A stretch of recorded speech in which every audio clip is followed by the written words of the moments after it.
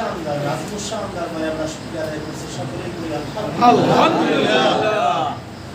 দরুদ ও সালাম পেশ করছি মানবতার মহান শিক্ষক মুক্তির দিশারি সাইয়্যিদুল মুরসালিন আশরাফুল আম্বিয়া খাতামুন নবিয়্যিন রাহমাতুল লিল আলামিন জনাব মুহাম্মদুর রাসূলুল্লাহ সাল্লাল্লাহু আলাইহি ওয়াসাল্লাম।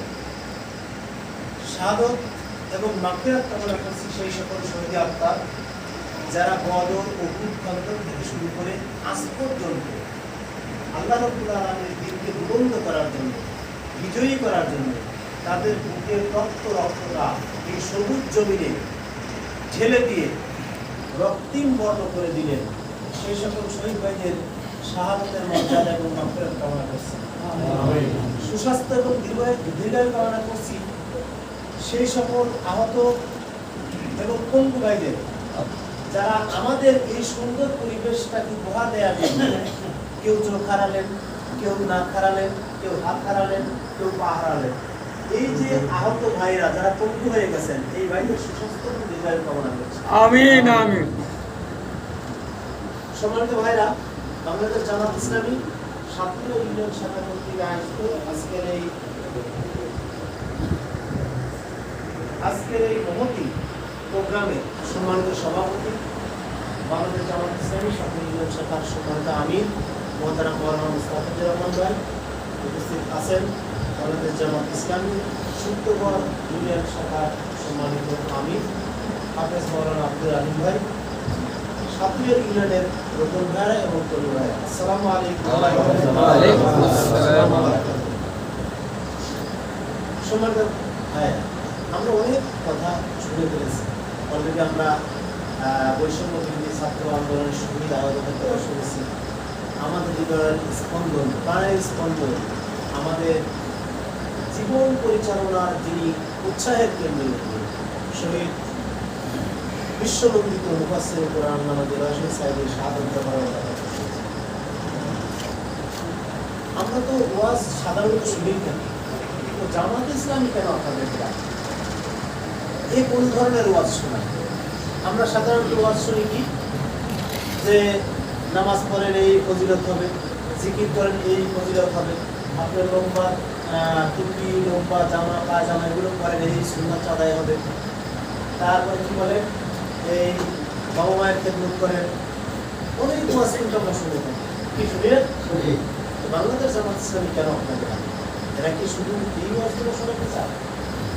বাংলাদেশ জামাত ইসলামী আপনাকে ইসলামের সুমহান আদর্শকে অনুসরণ করার জন্য আহ্বান করে। আমরা যদি আল্লাহর বক্তব্য থেকে নেই, সূরা বাকারা 207 নম্বর আয়াত, ইয়া আইয়ুহাল্লাযীনা আমানু কুলু বিস-সিলমি ওয়ালা তাত্তাবিউ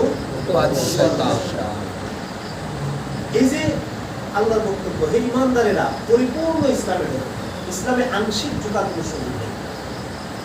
ইসলামে আংশিক অর্ধেক এটা ঢোকার কোনো সুযোগ নাই। আমি নামাজ পড়বো, মিথ্যা করবো, এই সুযোগটা নাই। আমি নামাজ পড়বো, অন্যের জমির আইন জানবো, এই সুযোগ নাই। আমি নামাজ পড়বো, দোকানে গিয়ে ওজনে কম দেবো, এই সুযোগ নাই। আমি নামাজ পড়বো, আমার বাবা মায়ের সাথে খারাপ ব্যবহার করবো, এই সুযোগ নাই। আমি নামাজ পড়বো, অন্যকে একটা চর দিয়ে দেবো, এই সুযোগ নাই। আমি যদি মুসলিম দাবি করতে হলে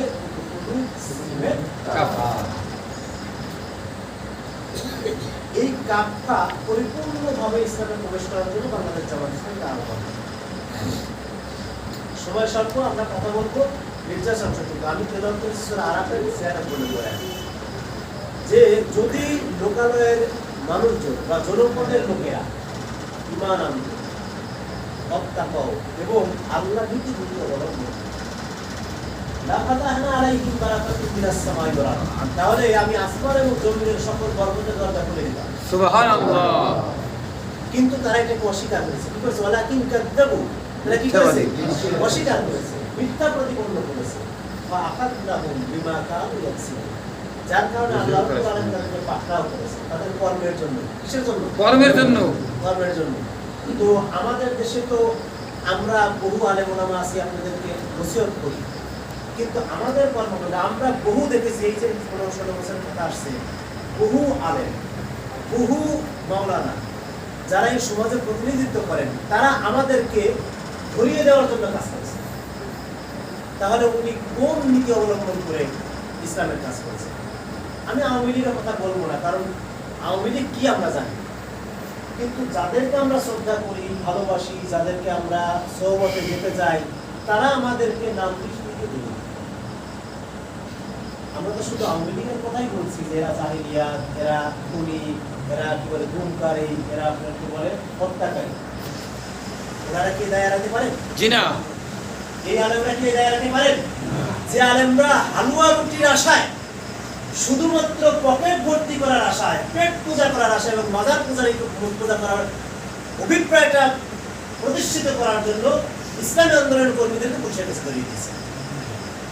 ওরা কি আওয়ামী লীগের চেয়ে কোনো অংশ কম? জি না।